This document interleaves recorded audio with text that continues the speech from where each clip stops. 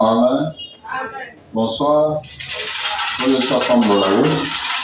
Dans le temps de la Bible, nous avons la semaine à réparation. Bible est au temps de Sabiso.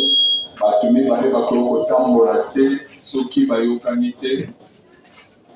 Et batumi bale wana ezala Zambe oyo biso tozosalela soki toyokani na ye te asala route na biso eza te. Amen. C'est pour cela dans l'enseignement nyonso aussi tolobi nous sommes obligés de passer la réparation et puis de entamer phase à souka où ils ont les cambo ya bénédiction. Et puis choses on a bien. Et puis choses on a très bien. Auto compte la bénédiction, photo bongisanaï. Ce cas c'est béni, d'être au côté n'est pas bénédiction. Parce que dans la Malachie chapitre 3 verset 7 à 10 de Télémie et Colo. Attendez le sommet. Malachie chapitre 3, verset 7 à 10. Amen. Depuis le temps de vos pères, vous vous êtes écartés de mes ordonnances. Vous ne les avez point observées.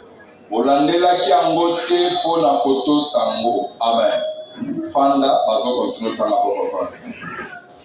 revenez à moi et je reviendrai à vous. Amen. Alléluia. Zamba zobelela bozongela nga pe na sanini na kozongela bino. C'est pour dire quoi? Bisika koko za laisser bebaki makambo ezali sous malamu te.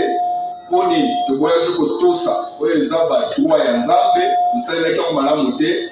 Nzambe asali apesi lisusu ngolu ya koyebisa mutu bozongela ngai parala deja eki kodemontre nini bobongisa na ngai nayebi soki na très bien bobongisa na ngai oyo ezalaki ya kobeba bobongisa soki bosalaki mabe bobongisa nde kozonga epa nzambe mutu moko akoki kotambola na nzambe te soki ayokani na ye te. Il lui faut à tout prix. Mutu nyonso aluka koyokana na nzambe mpo nzambe mpasa nini atambola na elongo. Soki mutu ayokani na nzambe te aokanisa azokende na nzambe nzoka nde nzambe aza te. Ete so ozala na te. Okoki kokanisa kozotambola na nzambe nzoka nde nzambe na ndako na yo aza te na vi na yo aza te. Nzambe na makambo etali bibozwi biloko na yo mokili nzambe aza te azokipe yo tozosala makambo yo moko de sans le savoir.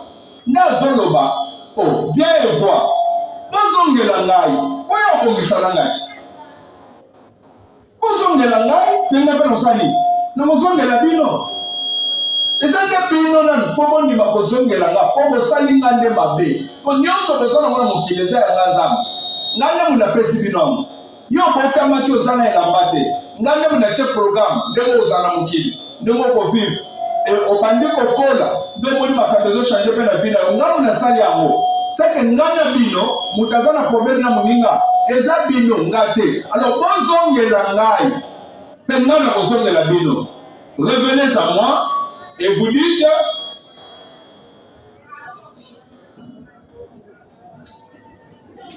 dites en quoi devons-nous revenir? Ntango nzambe bando réclame tozongela ye ndenge mpe tobanda koteya teya. Et ça, là, tu me suis plein de fois, quand tu t'es dit, tu t'es pas au volontaire, tu t'es ma camion sur le baki, je ne suis pas comme au milieu là. Dans ce qu'il faut, tu l'as dit, il y a un homme à Bézani, dans ma camion sur la zone au bas. N'est pas ce que tu m'as fait, Zam. Aux autres bateaux sont de la rue, mais tous sont de la locodine. Ça l'a clair.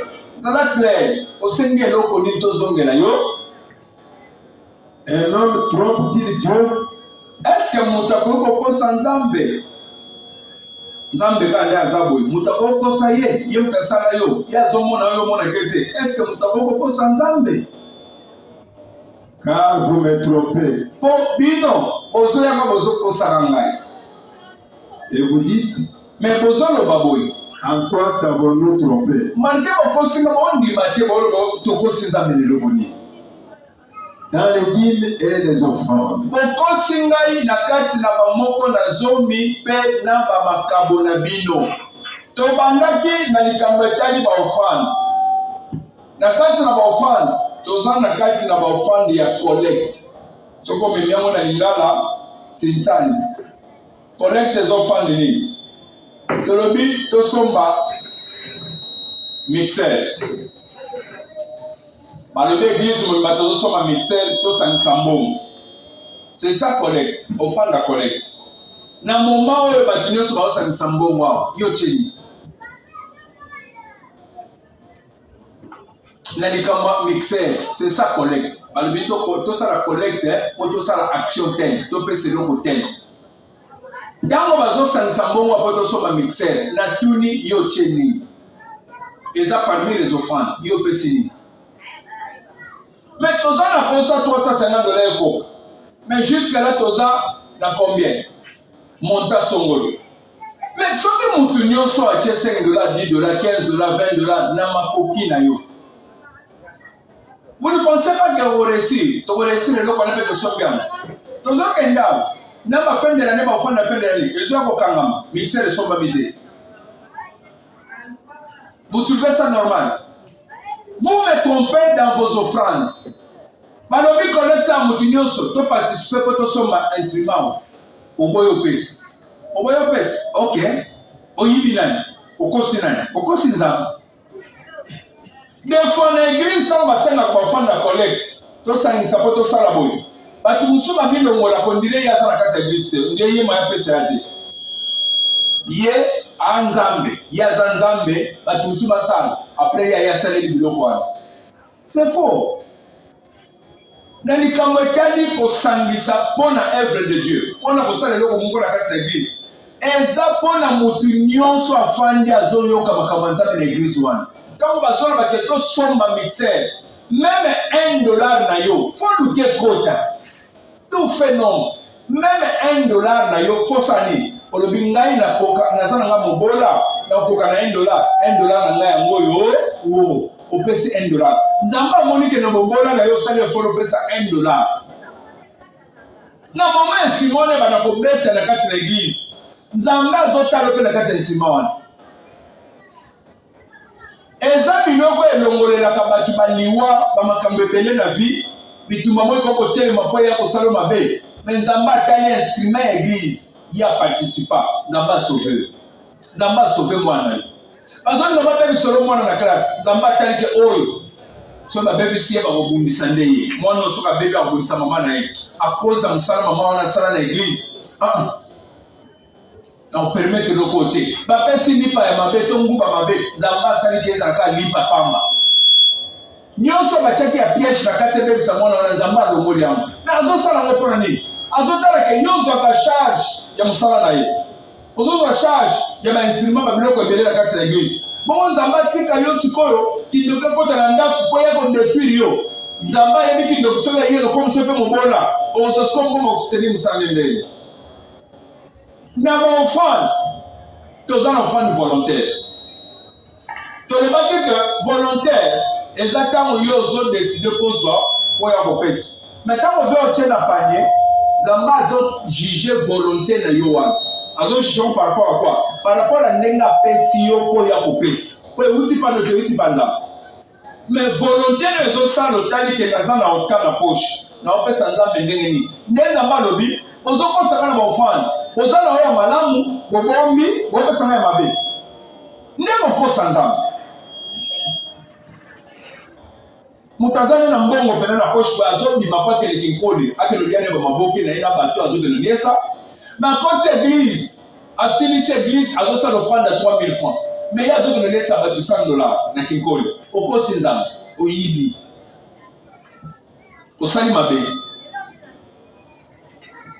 osali mabe biloko bongo na mezana aosepelana ata mokete alleluya betela na kolo soki so maboko makasi bozokosanga na baofrande na niveau ya baofrande tozana ba offrande ya omone. Omone eza offrande ni.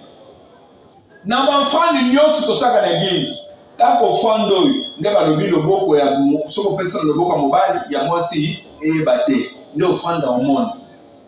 Eza ni likabo ya mawa ya kosunga mutu kosalisa bato ya pasi.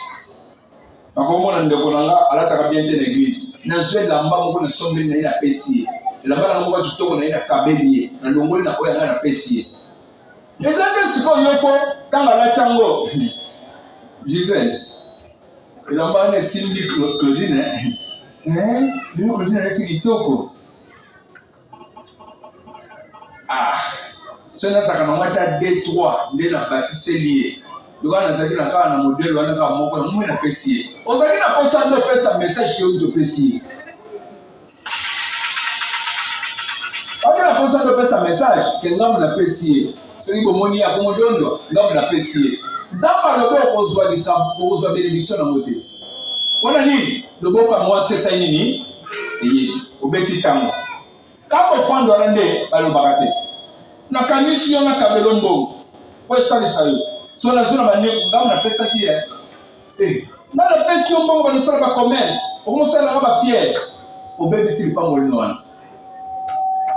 Yo pesa ki onza mbaka kanisa yo. Asala le fier asala le fierté.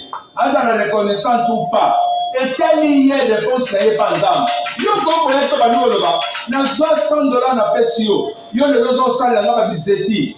Mwana batamokile, yango le kosunga batamokilité. Oh, bon ya batamokile basunga ko to basunga kote. Omone, tozana offrande ya omone. Na te yango te. Na te yango te. Te yango te. Moni biloko belé tika il faut note. Tozana hospitalité, c'est-à-dire oyeba ko yamba bato. Ba Abraham basalango azwa Isaac ayambi ba Angelo azwi Isaac jour balobi Sarah kobo hospitalité bato ebele bazao bayamba bakite ezomona mpuma temi na porte asenge mai abando jije na bakoza document ya lutelo somaka papa mai ezate même kopo moya pesa ye ezate misusu bazao hospitalité ezate apimela na mutu na toilette mutu ya kosenga toilette se soulager. Papa, awa biso toilette problème eza kotonda. Toilette na biso kotonda. Est-ce que toilette na biso kotonda? Hospitalité.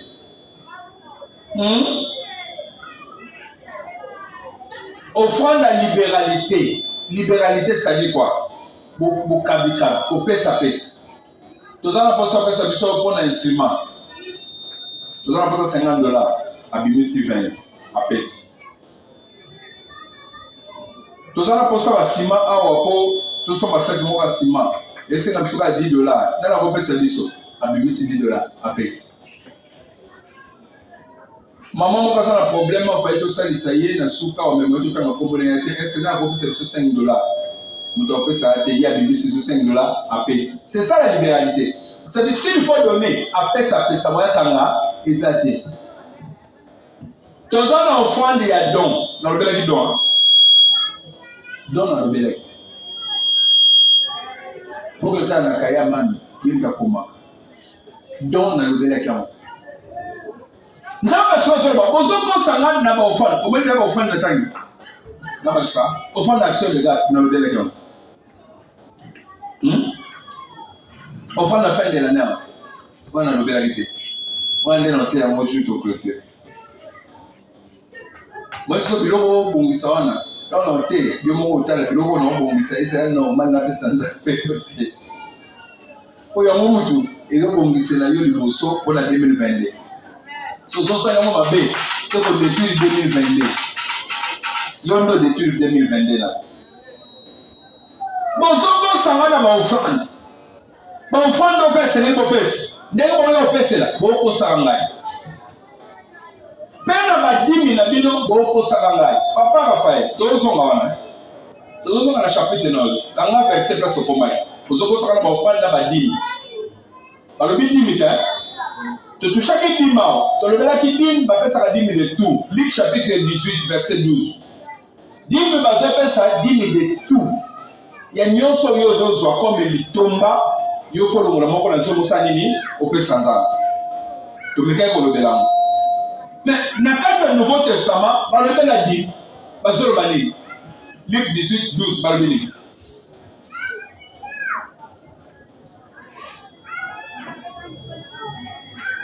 Je jeûne 2 fois par semaine.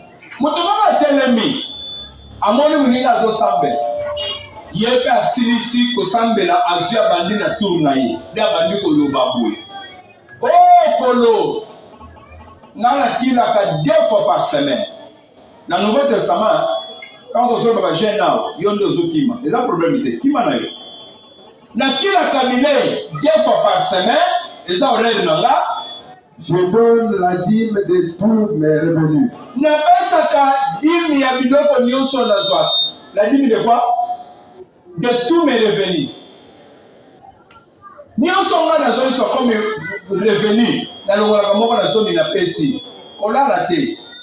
Makambo vi yango tozoloba. Nalongolaka dîme na sani na pesi. Azoloba. Je donne la dîme de tout. Napesaka dîme ya nyonso. Pour dire quoi? Dans le Nouveau Testament, dîme yango elobami, oui ou non? Quand nous sommes tenus au verset, dans le Nouveau Testament, on va la dîme noire, dîme yango, oui ou non? La personne qui nous joue à la Matthieu, dans le bac, on va bagger. Dans le bac, on va bagger. Dans Matthieu, on va bagger. Si on regarde même l'Hébreu chapitre 7, au coutume va répéter le solo, il y a Abraham qui a appelé ça qui dit. Et dans le Nouveau Testament, dans le Nouveau Testament, quand on va répéter, on va entendre ça. Question continue, oui ou non? Question continue. Na pesa kadimi na ngai, na futa kadimi na ngai. Est-ce que yo futa kadimi? Depuis to beti le solo ba offrande, to beti le solo ba dimi. Yo solo pesa kadimi maramoko. O pesita. Akamba na moko pesita. Ba kabeli na mbongo, no yebi ko longola mbongo na dimi te, po lukela nzamba. Soko choué na vie, les enfants ça. Soko échoué na vie, les enfants ça. On nous garde musala ba pese musala ba futi yo litomba na yo, salaire no ba doko zwa. Mais wapi moko na zone. Vous me trompez, Malachi. Bonzo sanga na ba dime na ba offrande na bino.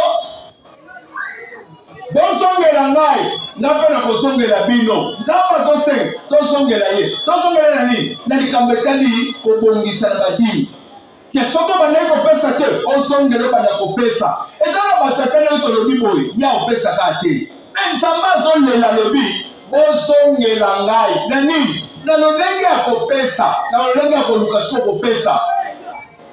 Vous me trompez na badimi na baofrande na bino. Et vous dites, en quoi t'avons-nous trompé? Dans les dîmes et les offrandes.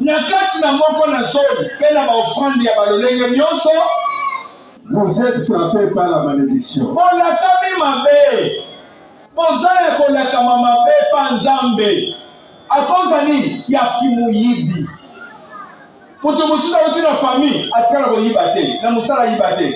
Na yene église azoyiba nzambe chaque fois muyibi ya kosakala te lobana muyibi ato boyi muyibi loba muyibi ko kasi ça yote. Alléluia. Isa yo kasi bonga soso lobela ngande to lobela ndeyo muyibi ayene église ayene place koyiba kanzambe nyonso basote ayebi kenzamba mona raté. Ce cas suit allez naïe. Vous êtes frappé par la malédiction et vous me trompez. Pebina bozoko sangai moka mobimba bozoko sangai. Viens et vois mobimba bozoko sanzambe na moko la zone na ba offrande. Toke papa Raphaël Tosis.